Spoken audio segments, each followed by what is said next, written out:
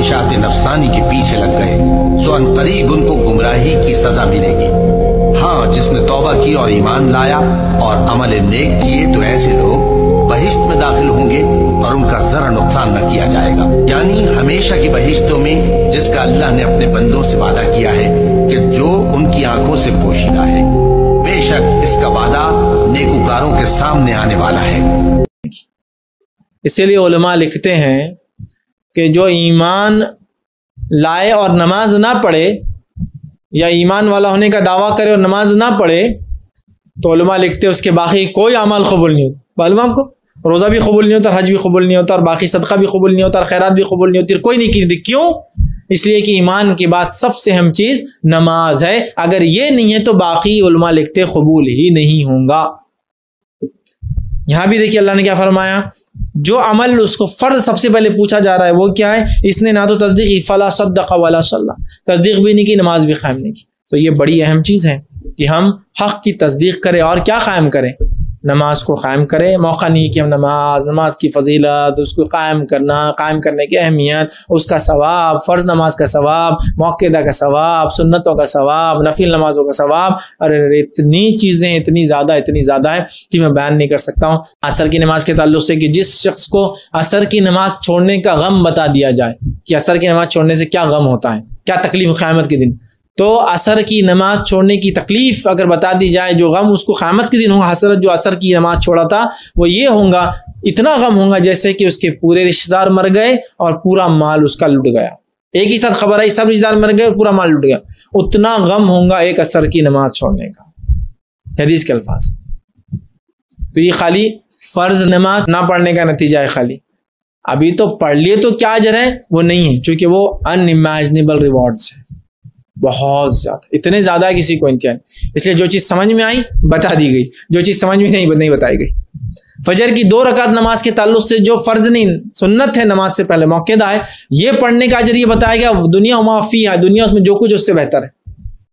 तहज्जुद की नमाज के फ़ायदों में आपने ये बयान किया, जो एक फ़ायदा है कि दुनिया में तहज्जुद की नमाज जो इंसान अदा करता है उसके अल्लाह के नज़दीक दर्जात बुलंद होते हैं, उसके गुनाह माफ़ होते हैं, उसके लिए नेकियां लिखी जाती है, और वो अपने से पहले सलफ सालिहीन के तरीक़े पे चलता है, और उससे जिस्मानी बीमारियां दूर कर दी जाती है। देखिए खाली एक नफिल नमाज रात की, समझ रहे आप, नफिल नमाजों की और नफिल इबादत की अहमियत ये बताई कि जब बंदा नफिल में आगे बढ़ता है, जो अल्लाह की तौफीक से होता है, आगे बढ़ता है, तो एक मुकाम ये आता है कि बंदा इतना आगे बढ़ जाता है कि अल्लाह उसका हाथ बन जाता है जिससे वो काम करता है। जिसका माना ये एक मिसाल है, मतलब अल्लाह उससे हर चीज़ सही काम लेता है, तो उसकी आंखें बन जाता है जिससे वो देखता है, मतलब हर चीज़ वो जो देखता है सही देखता है। उसके कान बन जाता है जिससे वो सुनता है, इसका माना ये हर चीज़ वो जो सुनता है वो सही होती है और वही सुनता है। ये मुकाम हासिल हो जाता है। नफिल तो फ़र्ज से क्या होगा, लेकिन फ़र्ज चूँकि उलमा लिखते हैं बहुत सारी जगह, जैसे अजाब का तस्करा है, तो कहीं तो अजाब बताए गए जहन्नुम के, कई जगह अजाब बताए नहीं गए। क्या कहा कि अजाबुन अलीमा, अजाबुन अजीमा, ये बता के छोड़ दिया गया। अजाबुन शदीदा, बहुत सख्त अजाब, बहुत बड़ा अजाब, बहुत दर्दनाक अजाब, शदीद अजाब, ये कह के छोड़ दिया गया। और कुछ जगह डिफाइन किया, पीतल के नाखून आएंगे, ये करेगा, ये खाएंगा, खून पिएगा, पीप पिएगा, तो वो अजाब जो अजीम शदीद अलीम कह के छोड़ दिए गए, वो अजाब उलमा लिखते हैं जो हमारे समझ में नहीं आएंगे, बल्कि अल्लाह ने उसकी इंटेंसिटी बता के छोड़ दिया, समझ नहीं सकते हो। तो वैसे नेकियों में भी बहुत सारी नेकियां ऐसी है जो हम समझ नहीं सकते, बल्कि डिफाइंड नहीं है, लेकिन हम उसके नफिल से उसके फर्ज का अंदाजा लगा ले सकते हैं। फिर जब तुम ये नमाज तमाम कर चुको तो खड़े और बैठे और लेटे हर हालत में अल्लाह को याद करो। फिर जब तुम मुतमईन हो जाओ तो पूरे आदाब के साथ नमाज पढ़ो। बेशक नमाज का मोमिनों पर औकात मुकर्ररा में अदा करना फर्ज है, और इन कुफ्फार का पीछा करने में सुस्ती ना करना। अगर तुम बेआराम होते हो तो जिस तरह तुम बेआराम होते हो उसी तरह वो भी बेआराम होती है, और तुम तो अल्लाह से ऐसी ऐसी उम्मीदें रखते हो जो वो नहीं रखते, और अल्लाह सब कुछ जानता है, बड़ी हिकमत वाला है। ए पैगंबर, हमने तुम पर सच्ची किताब नाजिल की है ताकि अल्लाह की हिदायत के मुताबिक लोगों के मुकद्दमात फैसल करो, और देखो दगाबाजों की हिमायत में कभी बहस न करना, और अल्लाह से बख्शिश मांगते रहो, बेशक अल्लाह बख्शने वाला है, बड़ा मेहरबान है। अल्लाह ताला भी मीनिंग ऑफ प्रेयर इन इस्लाम बड़ा अजीम है। उसने जो नक्शा खींचा है कि ये प्रेयर क्या है, انائے صغیر یہ ایگو میرا، میری انا، میری خودی، انائے صغیر انائے کبیر کے روبرو آتی ہے۔ انائے کبیر اللہ، اننی انا اللہ لا الہ الا انا، یہ انا، انائے کبیر اللہ کی انا، وہ عظیم انا، اور یہ چھوٹی سی محدود سی انا۔ تو ہے محیط بے کرام، میں ہوں ذرا سی آبجو، یا مجھے ہم کنار کر یا مجھے بے کنار کر۔ اقبال نے پتہ نہیں کس جگہ کس کیفیت میں ڈوب کر یہ شعر کہا ہے۔ اے اللہ تو ایک ایسے سمندر کے مانند ہے کہ جس کا کنارہ ہی نہیں ہے، اور میں چھوٹی سی ایک پانی کی ایک چھوٹی سی ندی ہوں، آبجو ہوں چھوٹی سی۔ اب کیا شکل ہے؟ یا تو مجھے اپنے آپ میں ملا لے تاکہ میں بھی ناپیدا کنار ہو جاؤں۔ دریائے سندھ کا پانی جب سمندر میں گر جاتا تو سمندر ہی بن جاتا، اور یا پھر مجھے بھی بے کنار کر دے، میری وجود کو بھی اتنی وسعت دے دے کہ کوئی کنارہ نہ رہے۔ اب یہ کیا اس نے سمجھا، کیا کہا، لیکن میں نے وہی انائے کبیر انائے صغیر۔ ایک ہے نماز ہم پڑھ لیتے ہیں، آپ نے سارا پڑھ لیا، سارا تعدیل ارکان بھی کر لی، لیکن اگر آپ کا اللہ کے ساتھ ڈائریکٹ کمیونین اور ڈائریکٹ کمیونیکیشن قائم نہیں ہوا تو نماز، جس کو کہ کہا گیا کہ الصلاۃ معراج المومنین، جو قرب حضور کو حاصل ہوا معراج میں، وہ ایک بندہ مومن دنیا میں رہتے ہوئے حاصل کر سکتا ہے نماز میں، اگر اس کی روح جو ہے واقعتاً ہم کا نام ہو رہی ہو، الحمدللہ رب العالمین الرحمن الرحیم مالک یوم الدین اہدنا الصراط المستقیم ایاک نعبد و ایاک، اگر ہم واقعتاً ایسے کہہ رہے ہوں کہ ہمیں احساس ہو کہ ہم اللہ کے حضور میں حاضر ہیں اور عرض کر رہے ہیں، سجدہ کریں تو حدیث میں آتا ہے کہ ایسے محسوس ہو کہ گویا کہ میں نے اپنا سر اللہ کے قدموں میں رکھ دیا ہے، یہ ہے نماز۔ اب جو گفتگو ہو رہی ہے یہ ہم کلامی ہے، الصلاۃ معراج المومنین، اہل ایمان کے حق میں یہ نماز جو ہے یہ معراج کے درجے میں، لیکن یہ نماز کیسے نصیب ہوگی اگر روح سوئی ہوئی ہے، دبی ہوئی ہے، پسی ہوئی ہے، مزمحل ہے یا مردہ ہے؟ یہ نماز کیسے حاصل ہوگی؟ چاہے آپ پانچوں وقت کی نماز پڑھ رہے ہو، چاہے آپ نے ہیبٹ بنا لیا ہو نماز کو، چاہے خوش بھی ہو گیا ہو، لیکن یہ کہ جب تک وہ روح بیدار نہ ہو، جب تک ہم کلامی نہ ہو، افلاق سے آتا ہے نالوں کا جواب آخر، اٹھتے ہیں حجاب آخر، کرتے ہیں خطاب آخر، جب تک یہ نہ ہو، جیسے کہ میں ایک حدیث قدسی انشاءاللہ آج سناؤں گا سورہ فاتحہ کے ضمن میں، کہ اللہ تعالیٰ کے سامنے جب کھڑا ہو کر انسان جب کہتا ہے انی وجہت وجہی للذی فطر السماوات والارض حنیفا، دائیں بائیں سے بالکل اپنا تعلق کاٹ کر میں نے اپنا رخ کر لیا ہے اس اللہ کی طرف جس نے آسمانوں اور زمین کو پیدا کیا۔ اب یہ توجہ وجہ تو اگر یہ تو ہے چہرہ تو ہم نے کر دیا خانہ کعبہ کی طرف، اندر سے ہماری روح متوجہ نہیں ہوئی، وہ سوئی پڑی، اسے پتہ ہی کچھ نہیں کہ کیا ہو رہا ہے، تو اس صورت میں وہ کیا ہے؟ ظاہری بات تو پوری ہو گئی، نماز کا ثواب ہو جائے گا، فرض کی ادائیگی کا ثواب مل جائے گا، لیکن وہ اصل نماز تو حاصل نہیں ہوتی۔ یہ ہے وہ بات کہ وَإِذَا سَأَلَكَ عِبَادِي عَنِّي فَإِنِّي قَرِيبٌ، اے نبی جب میرے بندوں کی روحیں بیدار ہو جائیں، توانا ہو جائیں، حیات تازہ سے وہ ہم کنار ہو جائیں، اور پھر وہ میرے بارے میں پوچھیں، وہ میرا تقرب حاصل کرنا چاہتے ہیں، تو آپ سے پوچھیں تو کہیے میں قریب ہی ہوں۔ اور بھائی اللہ نے کب کہا ہے کہ مجھے تمہاری نمازیں چاہیے؟ اللہ تو کہتا ہے تمہیں تمہارے لیے نمازیں چاہیے، اور نماز کو اتنا کیجول بنا لیا صحیح مسلم کے اندر حدیث ہے، آپ صلی اللہ علیہ وآلہ وسلم نے فرمایا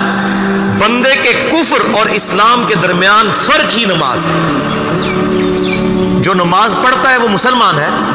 اور جو نماز نہیں پڑھتا وہ پاکستان کے شناختی کارڈ میں مسلمان ہے، اللہ کی ڈیفینیشن میں وہ عملاً کافر ہے۔ صحیح مسلم انٹرنیشنل نمبرنگ کے مطابق 246 نمبر حدیث ہے، آپ جا کے PDF کھول لیں، اسلام 360 میں جا کے 246 نمبر حدیث صحیح مسلم کتاب الایمان چیپٹر میں کھول کے دیکھیں کہ بندے کے کفر اور اسلام، شرک اور اسلام کے درمیان فرق ہی نماز ہے۔ آپ بے شک اپنے آپ کو مسلمان کلیم کرتے رہے، لیکن وہ شناختی کارڈ والا مسلمان ہے، نکاح طلاق والا مسلمان ہے، اس کا جنازہ بھی پڑھ دیا جائے گا، پیدا ہوگا اذان بھی دے دی جائے گی، اللہ کے حضور وہ مسلمان نہیں ہے، وہ بس کلمے کا ہی ہم احترام کرتے ہیں، ادروائز تو عملاً کافر ہے وہ۔ اسی طریقے سے جامعہ ترمذی میں حدیث ہے، سنن نسائی کے اندر حدیث ہے، سنن ابن ماجہ کے اندر حدیث ہے کہ آپ صلی اللہ علیہ وآلہ وسلم نے فرمایا جس نے نماز چھوڑ دی گویا اس نے کفر کیا، من ترک الصلاۃ متعمدا فقد کفر۔ اس سے زیادہ اور کیا سخت بات کی جائے کہ کسی کو یقین آئے کہ جس نے جان بوجھ کے نماز چھوڑ دی اس نے کفر کیا۔ اب جان بوجھ کے یہ نہ سمجھیے گا کہ میں بال بچوں سے یہ کمائی کرتا رہنا تھا، مجھے ٹائم نہیں ملتا۔ جان بوجھ کی ڈیفینیشن بھی نبی علیہ السلام نے بخاری و مسلم میں موجود ہے کہ اگر کوئی شخص بے ہوش ہو جاتا ہے یا سویا رہ جاتا ہے، یہ دو آپشنز ہیں، یا تیسرا آپشن ہے وہ بھول جاتا ہے، تو جیسے یاد آئے اسی وقت وہ والی نماز پڑھ لے۔ لیکن جو شخص دنیا کو ٹاپ پرائرٹی مانتا ہے، اپنا آفس چھوڑنے کے لیے تیار نہیں، اپنا کلینک چھوڑنے کے لیے تیار نہیں ہے، اور اپنی دکان چھوڑنے کے لیے تیار نہیں ہے نماز کے لیے، تو ظاہر ہے کہ وہ تو اپنے آپ کو دھوکہ دے رہا ہے۔ اللہ تعالیٰ تو اپنے معاملات کے اندر بالکل اسٹریٹ فارورڈ ہے، بالکل یہ ذہن میں رکھ لیں۔ جامعہ ترمذی میں صحیح سند کے ساتھ موجود ہے، عبداللہ بن شفیق تابعی رحمہ اللہ تعالیٰ کہتے ہیں کہ صحابہ کرام علیہم رضوان صرف نماز کے چھوڑنے کو ہی اعمال میں سے کفر سمجھتے تھے، یعنی وہ کسی کو نماز پڑھتا ہوا دیکھتے تھے تو کہتے تھے یہ مسلمان ہے، اور کسی کو نماز پڑھتا ہوا نہیں دیکھتے تھے تو وہ کہتے تھے یہ کافر ہے۔ یہ جامعہ ترمذی ہے، یہ کوئی سٹوری بک نہیں میں سنا رہا آپ کو۔ مسند احمد میں صحیح سند کے ساتھ حدیث ہے، نبی صلی اللہ علیہ وآلہ وسلم نے معاذ ابن جبل سے فرمایا معاذ اللہ کے ساتھ کسی کو شریک نہ ٹھہرانا، خواہ تمہارے ٹکڑے ٹکڑے کر دیے جائیں، تمہیں سولی پہ چڑھا دیا جائے، تمہیں آگ میں جلا دیا جائے، اللہ کے ساتھ کسی کو شریک نہ ٹھہرانا، اور معاذ نماز بھی نہ چھوڑنا، کیونکہ جس نے نماز چھوڑ دی اللہ تعالیٰ کے ذمہ کرم سے وہ نکل گیا، اللہ کے حضور اس کے لیے کوئی حصہ نہیں ہے جس نے نماز چھوڑ دی۔ کتنا کرٹیکل ایشو ہے۔ اور اسی طریقے سے مسند احمد میں یہ ایک اور حدیث ہے کہ آپ صلی اللہ علیہ وآلہ وسلم نے فرمایا جس شخص نے اپنی زندگی میں نماز کی حفاظت کی، قیامت والے دن وہ نماز اس کے لیے نور ہوگی، نجات ہوگی، اور اس کے حق میں دلیل ہوگی، اور جس نے نمازوں کی حفاظت نہیں کی اس کے لیے قیامت والے دن کوئی نجات، کوئی نور اور کوئی دلیل نہیں ہوگی، الٹا اس کا حشر قارون، فرعون اور ابی ابن خلف کے ساتھ ہوگا، والعیاذ باللہ تعالی۔ یہاں تو ہم کہہ دیتے ہیں یا اللہ جو کچھ بھی ہے تیرے محبوب کی امت سے ہے، یعنی یا اللہ ہم نے تو اپنی اصلاح کوئی نہیں کرنی، ہمیں اسی طریقے سے ہی قبول کر لیں، والعیاذ باللہ تعالی۔ وہ لوگ جو نماز میں غفلت کرتے ہیں، وہ لوگ نماز جو صرف دکھانے کے لیے پڑھتے ہیں اور اپنے پڑوسی کو مدد بھی نہیں کرتے، ان لوگوں پہ لعنت ہے۔ اور اللہ تعالیٰ فرماتے کہ وہ منافق ہے جو عمل نہیں کرتے، جو صرف دکھاوے کے لیے نماز پڑھتے۔ نماز پڑھنا ہر مسلمان کے لیے فرض ہے، کوئی بھی آپ کو ایکسکیوز نہیں ہے، کوئی بھی آپ ایکسکیوز نہیں دے سکتے، کوئی بھی بہانہ نہیں دے سکتے، کوئی بھی مرد کے لیے نماز نہیں پڑھنے کا کوئی بھی ایکسکیوز نہیں، صرف خواتین کے لیے دو ہے، حیض کی حالت میں اور بچہ پیدا ہونے کے بعد، ڈلیوری کے بعد۔ یہ دو کے علاوہ کوئی بھی انسان چاہے مرد عورت جب بالغ ہو جاتا ہے اس کے بعد کوئی بھی انسان کو نماز نہیں پڑھنے کی اجازت نہیں ہے، کوئی بھی بہانہ نہیں چلے گا، کوئی بھی بہانہ نہیں، فرض ہے۔ اللہ تعالیٰ نے کئی راستے دکھائے۔ اللہ تعالیٰ فرماتے ہیں سورہ مائدہ میں سورہ نمبر 5 آیت نمبر 6 اور سورہ نساء سورہ نمبر 4 آیت نمبر 43 میں کہ اگر پانی نہیں ہے تو اپنا ہاتھ مٹی پہ ڈالو اور تیمم کرو، اگر وضو کرنے کے لیے پانی نہیں تیمم کی اجازت ہے، مٹی پہ ہاتھ ڈالو، منہ پہ ہاتھ پھیرو، ہاتھ پہ وضو ہو گئی۔ آپ بہانہ نہیں کر سکتے کہ پانی نہیں اس لیے میں نماز نہیں پڑھ سکتا ہوں، پانی نہیں تو تیمم کرو، نماز پڑھنا فرض ہے۔ اکثر ہم دیکھتے ہیں، میں کہتا ہوں میرے مسلمان بھائی سے، بھائی صاحب نماز پڑھو، نہیں میں وضو میں نہیں ہوں، ارے وضو میں نہیں ہو تو وضو کرو، نہیں وہ کیا ہے میں جا رہا تھا نا تو وہ سڑک پہ چھینٹے پڑے تو میری قمیض گندی ہو گئی، ارے گندی ہو گئی تو دھو۔ بہانے مسلمان بہانے بناتے، پوچھیں گے نہیں ذرا میری حالت صحیح نہیں ہے اس لیے نماز نہیں پڑھنا چاہتا ہوں، وضو نہیں تو وضو کرو، اگر کپڑے گندے ہو گئے تو کپڑے دھو، اگر نہانے گئے تو نہاؤ لیکن نماز پڑھو۔ اس معاملے پہ ایک شاعری آپ میں پیش کروں گا پھر سے، غلطی ہو تو معاف کرنا۔ پڑھی تھی میری نماز جنازہ بھی اوروں نے، مرے تھے جن کے لیے وہ وضو کرتے رہ گئے، مرے تھے جن کے لیے وہ وضو کرتے رہ گئے، جس کے لیے ہم محنت کرتے ہیں وہ اپنے وضو کے اندر ہی رہ گئے، نماز کے لیے نہیں آئے۔